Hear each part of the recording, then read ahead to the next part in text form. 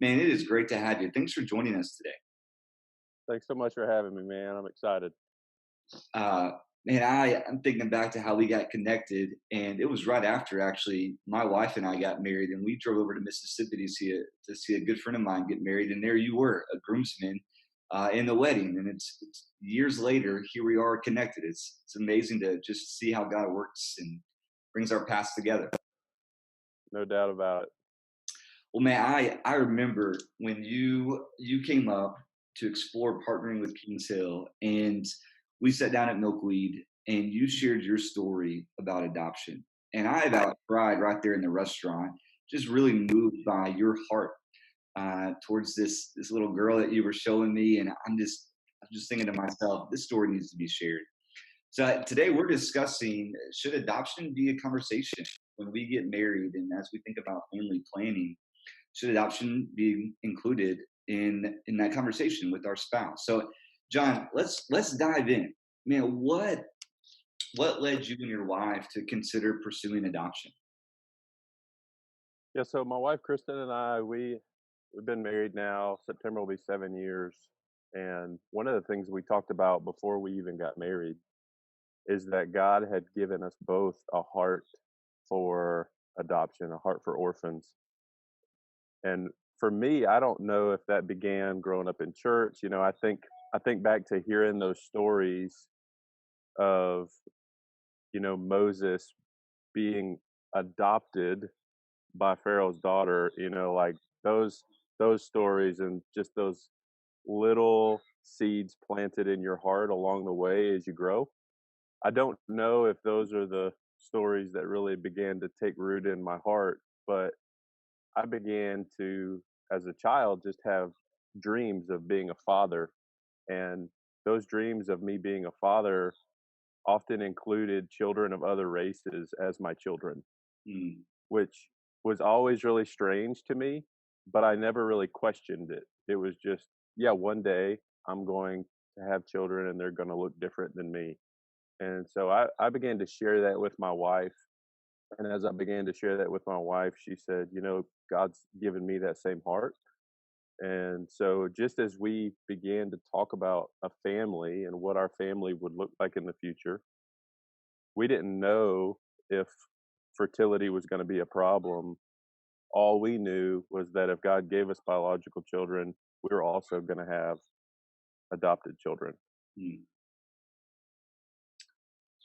Yeah, I love that, John. John, if you could, would you mind sharing your story about how you became father to an adopted little girl? I would love just to listen into that again.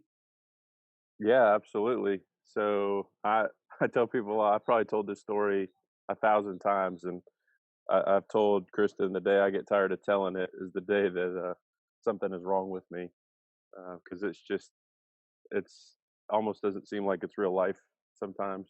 Just how good the Lord has been to us in it. But so Kristen and I, once we got married, we realized after a few years that there was something keeping us from having children biologically.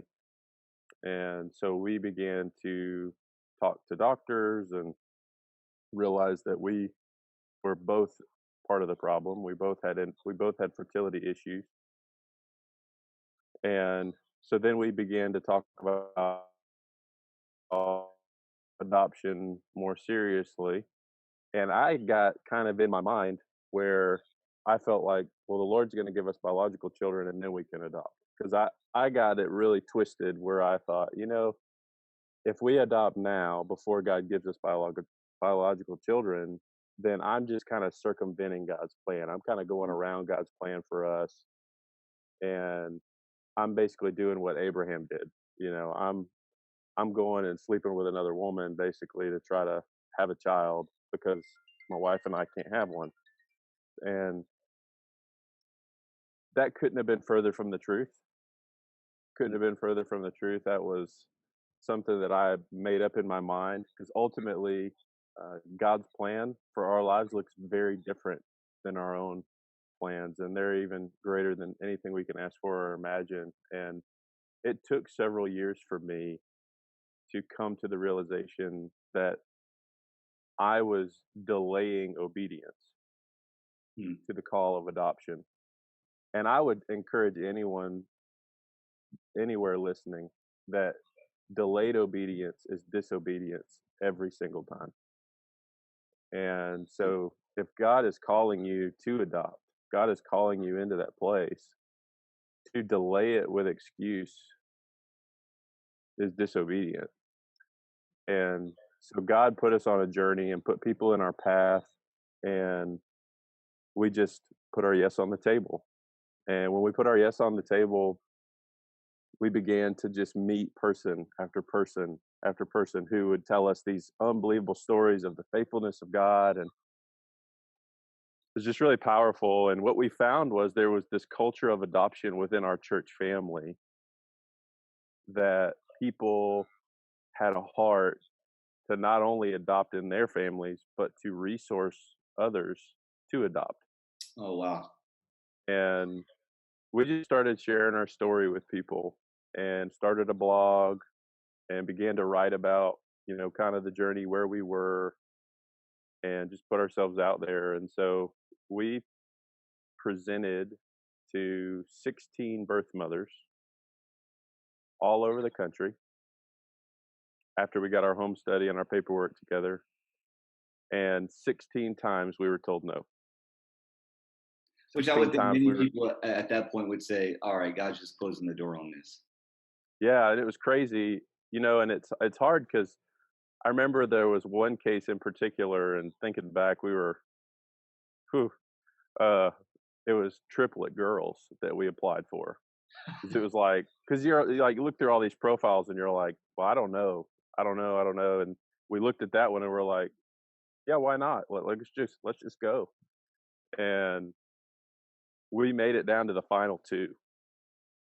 And we like picked Wow. out names, and we went Oh, into we went into these stores, and there was like three high chairs, just standing in the middle of the store, and we're like, this is gonna happen. This is gonna happen. And so we're like psyching ourselves up, and it didn't happen. And so we really invested ourselves in that and got pretty tore up. And so then it's constantly like trying to have conversations of, the Lord has a plan for us. The Lord has a plan for us, and we're going to trust in Him and trust in Him. And so, but months would pass, like months passed, and we'd already experienced 6 years of infertility, and it just felt like more and more news of like, you're not pregnant, you're not pregnant. yeah. Every time we would get told no.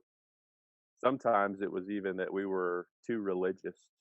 We were told we were too religious, Mm.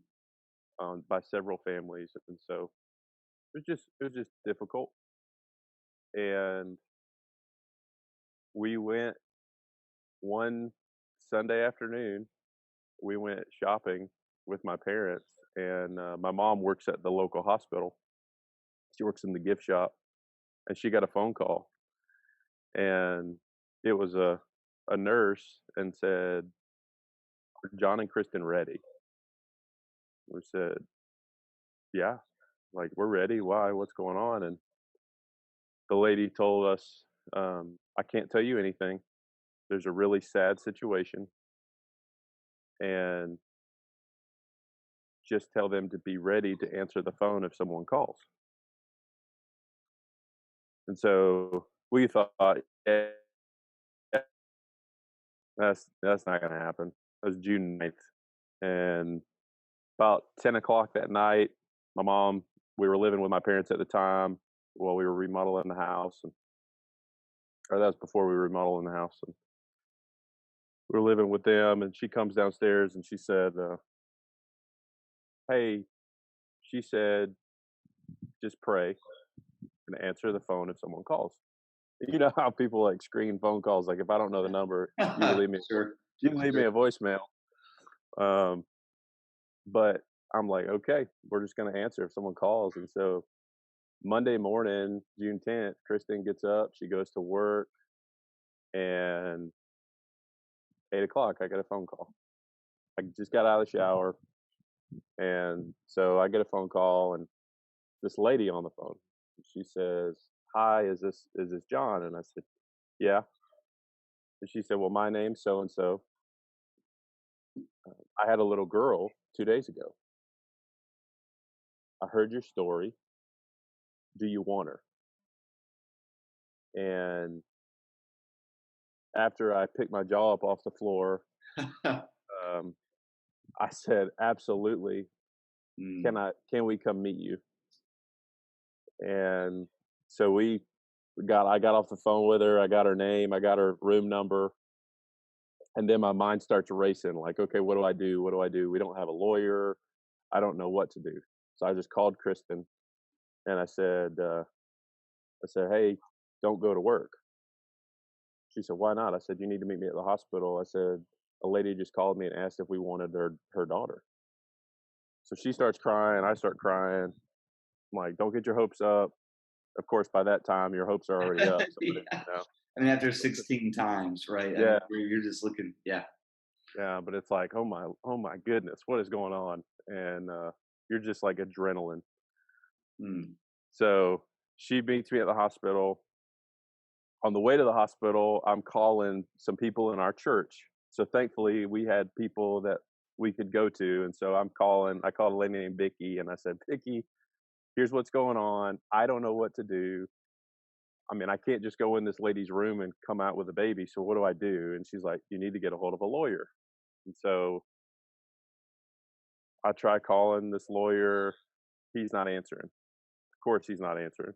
It's Monday, and I'm on the phone, leaving him voicemails, texting him, blowing his phone up, saying, "Hey, dude, I'm getting a baby. Where, like, I need you." And so I called our children's minister, and I called Vicky back, and I said, "I need you to blow his phone up. Have everyone you know blow his phone up and tell him call John Oliver and give him my number." And so I don't know how many people did, but we've heard stories since of like, yeah, I called Alex that day. I called Alex that day. Of just people in our church who used him. Yeah. Mm. And we walked into the hospital room, and as we walk into the hospital room, make introductions to the birth mother, my phone rings and it's him. And so I'm like, I'm so sorry, we just met. I gotta go. So I go back out the door. I get on the phone. We talk, and he said, all right, man. Well, just keep me posted. Let me know what you need from me, and I'll be here. He said, I'm in court all day in Columbus. So I was okay. So we go back in the room, and we were not by any means in a fiery furnace. I mean, this was not a fiery furnace situation. We were not suffering. But when you read the story of the fiery furnace and Nebuchadnezzar and the guards, they look into the furnace and they see another person in the midst of the fire, and they know that it's the Lord. For me, that was a Nebuchadnezzar moment for me. Mm. Mhm. As we were in that room, there was a tangible presence of the Holy Spirit in that room with us, and all of the anxiousness of that moment just went away. And we just sat and we talked with her for hours. And the best advice that I was given, that we were given, was from Vicky. Vicky said, remember, this woman has a soul. This woman has had in a hard place in her life. This is the most difficult thing she could ever do. Mm. Make this moment about her. Don't make it about the baby. This moment is not about what she can do for you. This moment is about showing her the love of Christ. Wow. Yeah. And so we just got to know her. We asked her questions. We asked her about her from birth until that moment. You know, what's the journey that the Lord's had you on? And she shared with us about how, you know, she grew up Catholic but not devout, and she's felt disconnected from the Lord and hasn't spoken to him in a very long time. And so we just got to talk with her and found out her favorite, you know, her favorite thing in the world, Sesame Street and SpongeBob, you know. So we talked about that, and Hazel, you know, now has a Big Bird, her favorite character in her room. She'll always have Big Bird to remind her of her birth mother. And but we just got to know her and talk with her, and so we left, and as we were walking out the door, she said, "Hey, before you leave, you need to know that DFAX is involved, and they want me to sign rights over to them." Now, for those of you who don't know that are listening, DFAX is the Department of Family and Children Services. Once they get involved, it's pretty much a done deal, and nobody else is jumping in. And so we're like, okay, well, what does that mean? And they're like, well, she said, well, they're telling me I don't have any rights to make a decision of where to go with this baby because I can't take care of it, and I've already got an open defects case with my first child. And so we're like, pretty sure. Let me talk to our lawyer, but I'm pretty sure you have the rights as the birth mother to make that decision. So please don't sign anything until after we've talked to our lawyer, and we'll let you know. And so at that point, it became, well, this isn't going to happen. There were some things that conversations that followed that where we actually spoke to the social worker at the hospital, and it's like, yeah, this isn't going to happen. So we found out that the mom was ready to get discharged from the hospital, and so she was just going to sign whatever she needed to sign to leave. So I remember pleading with her before we left, please don't sign anything before we talk to our lawyer, Hmm. and we'll let you know. And she's like, all right, but I'm ready to go. I'm ready to go. Like, okay. So we walk out, and I stop by the nurse's station, and I said, when is she getting discharged? And they said, she's going to get discharged at 2:30. And I said, or 2 o'clock. And I said, can you keep her till 2:30? And I said, just give me some more time. And they're like, no, it's going to be 2 o'clock. And I said, okay. So I get on the phone immediately. We're walking out of the hospital. I call the lawyer, and I said, I need you here, and I need you here at 2. He said, man, I can't get there at 2. He said, I'm in court. I've got court cases all day today in Columbus. I can't get there at 2. And I said, I'm just telling you right now, DFAX is involved. They're telling the mother this. They're telling, they're blah, blah, blah, just kind of filling him in on all the details. Well, he got mad, and he's like, that's not right. That's not right. I said, I need you here at 2. He said, I'll be there at 2:30. I said, okay. So I'm not pushing it anymore at that point. So I get on the phone with the hospital. I find the number of the nurse's station. I call back, and I said, hey, lawyer can be here at 2:30. They said, okay, we'll keep her till 2:30. Wow. I said, all right. So we're eating lunch at this restaurant that's now closed across the street from the hospital, just trying to keep calm. And And I'm sure praying like crazy. oh my, yeah. I mean, and the whole day we're like texting our families, like, we can't tell you anything, just pray. We can't tell you anything, just pray. Which, come to find out, our families told us later, like, man, that was like y'all were in labor. Like, we were waiting for this Yeah, baby to yeah. come. And like, yeah, it felt like, I don't know what labor feels like, but that was pretty rough. And it was just this roller coaster of, it's gonna happen, it's not. It's gonna happen, it's not. Yeah, yeah. And so we go back over, and we're sitting in my mom's office, and we're like, all right, look, this is probably not gonna happen. And about that time, I get a phone call from the lawyer, and um, he said, meet me in the lobby. I'm here, and I've got a notary with me, and all the paperwork's drawn up. We're like, what? We go out in the lobby, meet him for the first time, and we're riding up the elevator. We're telling him about it. And so we get up there, we get to the room. I open the door to walk in, and social work and DFAX is standing there presenting the mom with like just this binder of papers. And I said, hey, sorry to interrupt, but we're here, our lawyer's here, we're ready if you are, no pressure.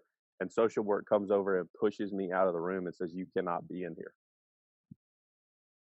And so we're standing in the hallway, and Alex, our lawyer, is like, what's going on? Like they're in there, man. They're in there, and papers are there. And he just had this devastated look on his face, like, yeah, this ain't gonna happen. I'm feeling that too. It was this weird moment where right in front of me was the room where this birth mother was, with these influences around her trying to get her to stay away. And a hallway behind me was potentially my daughter, who I was gonna love for the rest of my life, Yeah. and I felt like just in this weird place, it felt like an eternity, and I can remember sharing with the nurses as the nurses are all just bawling, crying. I just went over and I told them, "You know, it's gonna be okay. Like, the Lord has a plan for this little girl's life. He wants what's best for her. We just feel like that's us. Yeah. Yeah. But the Lord's gonna take care of this little girl regardless of what happens here today." And we see the social worker come out of the room, walk down the hallway, and she turns around and comes back towards us. She says, "All right, y'all are up." And it was like, "What?" So we all walk in and we sat there and it took like 2 hours. They had to redraw up paperwork and they were a little ill because they were like, "This never happens." And I mean, nobody that's ever home study approved just walks in the door on a Monday morning and walks Right. out with a Right. baby, you know? So the rest of the story is that you need to know before this part is so the birth mother didn't tell anyone she was pregnant. She stayed in a hotel room with the birth father and just maintained her pregnancy and went into labor in the hotel room, and he was just going to deliver it in the hotel room, and he got scared and he called the hospital, called 911. They came and got her. Come to find out that she had been in labor for several days. The Mm. baby had been lodged in the birth canal. And so when they got to the emergency room, the baby came out in the emergency room as they went to ultrasound, and she was completely green. There's this stuff called meconium that I didn't know about until we were in the hospital that day. But basically, if a baby ingests it, it can be lethal, be deadly. And Hazel was green because she had ingested it and it was dried in the back of her throat. And so they took her and they suctioned her for 4 hours and she was just in bad shape and she didn't want anybody to touch her. And she just screamed if anybody touched her. And that was June 8th, she was born. And a girl named Amber is a nurse at the hospital. She said, "I want you to know that I told her, I told her when the lawyer and you guys were in the room together that everything was going to be okay, that her mommy and daddy were here, and that they had come for her." And she immediately relaxed her body Wow. and she quit fussing. And so uh, at 4:30, we signed all the papers and we asked everyone to leave except for the birth father, the birth mother, and Kristen and I. And we just got together in a little circle with them and held hands. And I asked if we could pray together. We just prayed a blessing for them and their life and prayed a blessing over our daughter, knowing that we were all four now a part of this little girl's life, Yeah. Yeah. and promised them that we were going to do our very best to love her and raise her. And they left and went down the hall, and we went to the nursery, and we got to meet our daughter. We got to see her for the very first time, and it was at like 4:30. I got to hold my daughter for the first time and see my wife hold our daughter. And uh, very awkward looking selfie that we have hanging up in our room is our first family picture together. Just 5 minutes after meeting Hazel, and we named her after my grandmother and Kristen's grandmother. She didn't have a name when we met her, so we got to name her. And we stayed in the hospital. We were supposed to stay in the hospital until Friday because of how just damaged she was from delivery, and she just made this unbelievable recovery to where I got to the hospital. Kristen stayed with her. I got to the hospital Wednesday morning at 10 o'clock, and the nurse walked in and says, "All right, y'all are going home today." And we're like, "What? Like, are you kidding?" She's like, "Yeah, she's done so incredibly well. She's recovered so much. Like, y'all can go home." And so I can remember later that day because it takes like 7 hours to get out of there. Once they tell you you're discharged, that Sure. doesn't mean right now. That just means we're going to Right. start the process. But I can remember walking to the car, and it was like, I get to just take her. Like I get to just. Are you sure it's okay for me to walk out of here with this baby? um, there was just a real heaviness that I then felt. Not a heaviness in a bad way, but just I had this burden on me. Like it is now my job to care for this little girl until I can no longer care for myself. Yeah. And it was just a unbelievable. There's so many details I feel like I left out, but the thing to know is like, man, what God did in those days, and what He's still doing, was just because we put our yes on the table. Mm. And I tell people all the time, I read in the Bible about a God that delivers slaves out of Egypt, delivers his people out of Egypt and parts the Red Sea. And I read about a Jesus that walks on water and turns water into wine and heals the blind and the sick. And if I'm not careful, I can sometimes think that he doesn't do those kind of miracles anymore. But every day I get to look at my daughter and I get to say that he is still very much in the miracle business. He's still very much walking on water and turning water into wine. He's still very much making miracles happen in the lives of his people. And Hazel Clark Oliver is one of those miracles. So that's our story. Yeah. Uh, Yeah. John, thank you for sharing that story. I just want to, love it. I never gets old hearing that story. Might have been, I think you shared it first at Milkweed, secondly in our home, so my wife could hear it, and now again, and it just never gets old. I just love listening to it. As you speak into couples' lives and as they consider family planning, should adoption be part of that conversation? When I hear your story, and this is what I love about it, and this is how I would say yes, it should be, and I want to hear your thoughts too, because I see a couple who got turned down 16 times, suffered through years of infertility, but it all led to the rescue of this little girl. mhm. And it's like, what a demonstration of a costly, sacrificial love that points to our Father's love. And Mhm. I just think that's really the heart of the gospel is Jesus coming into the world, a costly, sacrificial, suffering, enduring type love so that we could be rescued into God's family. And when I hear your story, that's what I'm reminded about. Would you add anything to that? Yeah, so I think I tell people all the time too, um, and I tell our students all the time.